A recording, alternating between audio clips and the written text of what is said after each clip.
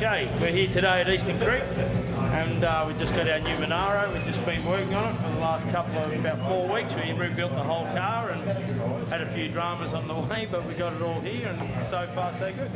Just had a 30-minute session out there and the car went well. Adam's not complaining about anything yet, so far so good.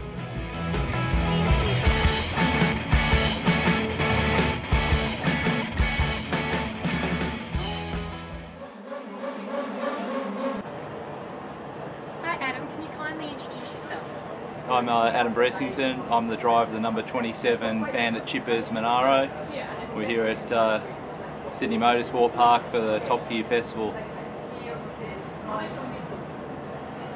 Well, I've been racing now for probably about 20 years. A late starter in the category, and look, I've always loved racing. My dad was the assistant clerk for the course at Bathurst, and I grew up with motorsport basically, you know, in the family. And our business, Faber Australia, also we supply a lot of the categories parts for their race cars, so really it was a perfect fit for me. What vehicles have you raced? Well, yeah, I mean, I've raced cars ranging from open wheelers to, you know, sports cars, and now in the Touring Car Masters series. I've been lucky enough to race cars that near lap record at Phillip Island for certain categories, which are, you know, extremely quick, and you know, the difference in speed of the categories I've driven is, you know, like light speed. So you know, you still got to adapt for the different cars. Have you been close to podium finishes? Yeah, I've been lucky enough. I've had some pretty good podium finishes. I've had some round wins in categories. I've had some really good results over the years. You know, they've been a bit lean lately, but hopefully this year we're going to change that. Can you please tell me what's so good about racing? Is it the speed, the acceleration? Yeah, racing, I guess, look, at the end of the day, there's probably two ways I look at it. You're really always looking to improve yourself as a driver, and then the ultimate thing is to beat all your other fellow competitors out there. And I mean, you know, this weekend we got some great names out there. You got John Bower and Jim Richards, and you know, everyone in the category. It's a really close category, and you know, there's some great drivers, and to beat any of those, look, you know, we're just happy to, you know, be in the top 10 for the weekend, and that's our aim. What are the other competitors like? Are they friends of yours? Do you know them on a regular basis? Look, most of the guys in this category are really good to, you know, to sort of talk to, and I mean, they're all pretty, you know, we all get on pretty well.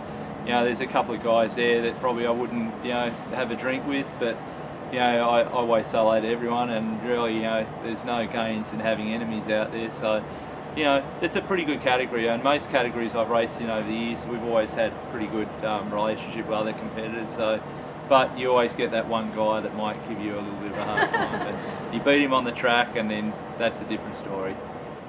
Can you please tell us, what was your worst weekend of racing? Well, any weekend you don't finish a race is always tough. Look, this is our first weekend for this new car.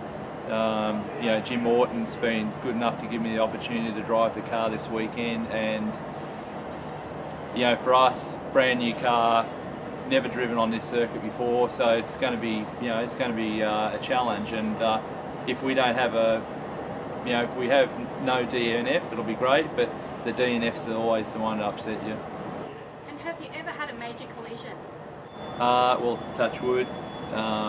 No, and I've always been lucky. Look, I've been fortunate enough to not have one myself. I've been unfortunate enough to be involved near one and seen what can be the result. And sometimes they are something that could turn you from actually driving a car. But you know, look, we're all in the same boat, and you know, safety is probably the most important thing you always got to remember. And you know, I find that you know, that's a good thing. You got to keep that in the back of your mind always. So. And do you train yourself? How does this affect you? Well, probably that point in my life where I do like to try and keep fit. You know, and look, these cars are a short race, and it's not a huge amount of you know, physical exertion, but you know, look, yeah, I do a little bit of running. I swim, you know, 3 or 4 times a week, and you know, I try and keep in condition for, you know, for those you know, for the meetings, because look, as I said, it's a long day. You know, you do 3 races, 2 practices and qualifying. So you know, if you stay on the fitter side, I think it makes it a bit easier. What costs are involved with racing? Well, I mean, look, this category is reasonably good. It's like everything. I mean, at the end of the day, the quickest teams in most categories spend the most money. So, you know, look, we run on a reasonable budget. I mean, we're really lucky. We've got some good sponsors, and they help us, you know, maintain the car with obviously their money input into the team. You know, so we've got Bandit Chippers, we've got Engine Masters Australia, and these guys that really, you know, they're the secret to us getting to the track first of all, and then having a competitive car, because, you know, maintenance of the vehicle does cost a lot of money, and when you talk about a dollar value, well, you're probably talking 80 grand for the year to run the car. That's not taking into account, you know, getting to the track and, you know, paying guys and food bills and all those things. So, Barrel Hi-Tech Motorsport have got a great bunch of guys. Look, they worked tirelessly over the last 4 weeks to get this car finished and ready, and they're the guys that basically look after the car and repair it and, you know, nurture it along, and you know, give me such a good car to drive in. And do you find your own sponsors to cover costs?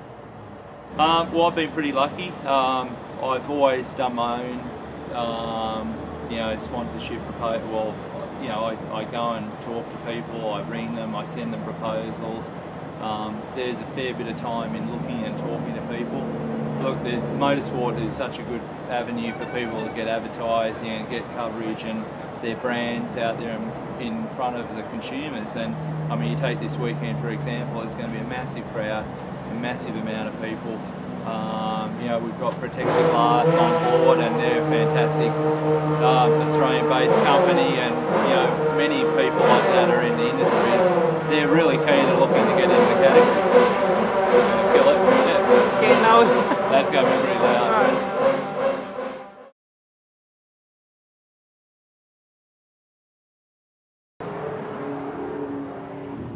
And can you tell us what a racing driver does from start to finish? Well, basically the weekend will start, you know, obviously we've got to make our way to the circuit. You know, we get here, I basically get all my gear, have it all ready to go, sit down with Beryl, who's the engineer on the car. We just sort of have a bit of a chat and sort of make a plan for the day on how we're going to run the car and what we're going to do. And you know, we sort of go through like a little bit of a routine there of running the car. And then obviously driving the car. In between that, I generally just try and relax and sort of, you know, stay close to the guys and, you know, make sure, you know, I can see what's going on. I mean, it's always good to see the guys. I mean, the amount of effort and time they put into preparing the car. They're also there as excited to be here as I am. So, you know, the day is basically all around the car and getting the car prepared, and me talking to my engineer and making sure everything's ready to go. And then, you know, sort of towards the end of the day, after our practice sessions and qualifying and races, we'll sit down, have a debrief, just sort of go through what we think we can do to improve the car, and then look forward to the next day and we do it all over again. And then, you know, basically we might go out together as a team afterwards if we've got time and the weekend's going well, and we'll go and have a meal and sort of have a little bit of a socialise, but generally it's bed early and you know, try and recharge for the next day and make sure we're ready to go and sharp for the next day of racing. Can you tell me personally, how fast do you actually go on the track? Well, I mean, you know, it depends on the circuit. I mean, you know, Eastern Creek on the main straight here, we're probably doing, you know, around 230, 240 k's down the straight. Bathurst, you know, that's a pretty quick track, and I mean last year you know, we were going through the radar trap at 285 plus kilometres an hour, so you know, we're not that much slower in a straight line than the supercars up there. You know, basically we're a similar weight, we're about the same sort of horsepower. Obviously we just don't have the technology and the suspension and the brakes like they do, but you know, at the end of the day, the speeds we carry in a straight line speed are quite quick.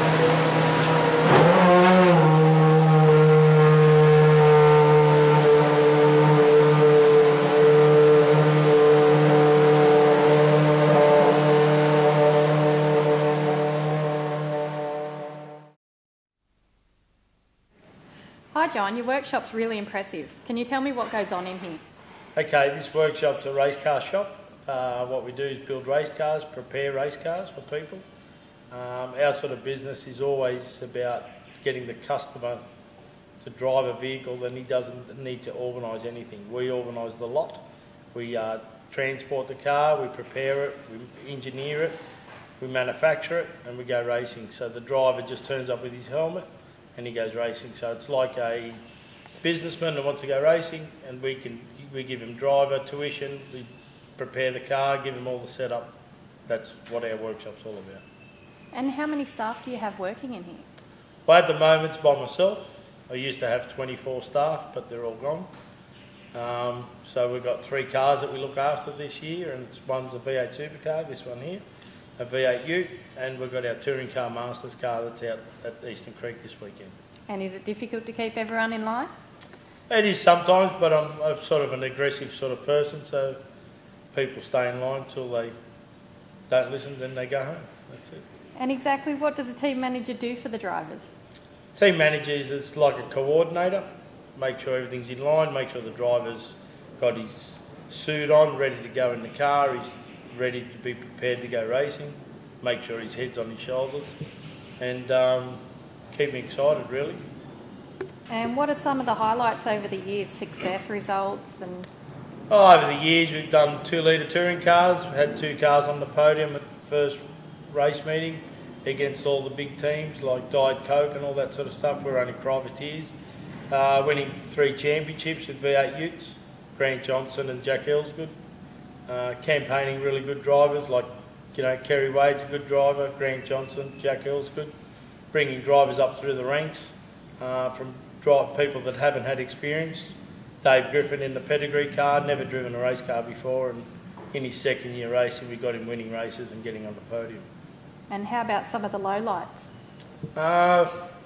There is low life, but at the end of the day the biggest thing having 2 of your front guys smashing into each other when they're coming first and second, and they ended up nowhere. And everyone's asking, what are you going to do to them? Do nothing. Let them work it out for themselves. They're old enough. Do the cars and drivers both require insurance? Look, they do and they don't. In Australia, it's very hard to get insurance for race car drivers and the cars. There is insurance, but it's very expensive. The driver normally pays his own damage, or the sponsor pays for the damage. The cars are insured while they're in transit and while they're in my workshop, but when they're on the racetrack, insurance is very expensive. But there is insurance you can get, and it costs about $10,000 to $15,000 per race meeting. So it's something that the driver can't really afford. And how does a potential driver get in touch with team managers? It's all about word of mouth, really. People see your success at the racetrack, so they go, oh, we want to be in a lead car and a lead team. So it's a team sort of effort of people looking from the outside in and going, oh, these guys are winning championships, so we'll go with the team because they're preparing cars and they're winning, and that's the sort of success you get. And what are the average charges for a team manager? Well, for me, to have me, I'm very expensive. It's about $1 million for the year, but I'm still dreaming to get that. As far as I'm concerned, some of the franchises to race are very expensive. Is that correct? Yeah, there is franchises that are expensive. The V8 supercars are up there with, $2-3 million. The V8 Utes are about, an average 150 to 200. And then you got your other classes that, franchise and TCMs around $50,000 to $80,000. It depends on the vehicle you're driving. And can sponsors of racing benefit from using a team manager also? Well, the sponsor, what they're what they get out of meeting with a team manager, they can come to the workshop and expose themselves with whatever their product is they want to sell. We can promote their product more than the drivers. Really, we always want the driver to concentrate on his job, and that's driving the race car and testing and all that sort of stuff. So the team manager's more involved with keeping the sponsor happy, keeping the people at the track, and make sure when they come through the pits, you give them a pit tour so people know what's going on. People are green at motorsport, so they don't really know, how it works or what it is and what's this car, why does it look, and why has it got big wheels and big tyres and all that sort of stuff. So the team manager takes that sort of role, and the driver just comes in and gives them a little bit of a spill of what he's doing behind the wheel and stuff like that. Okay, great. Thanks, John, for your time. No worries, thank you. Cheers.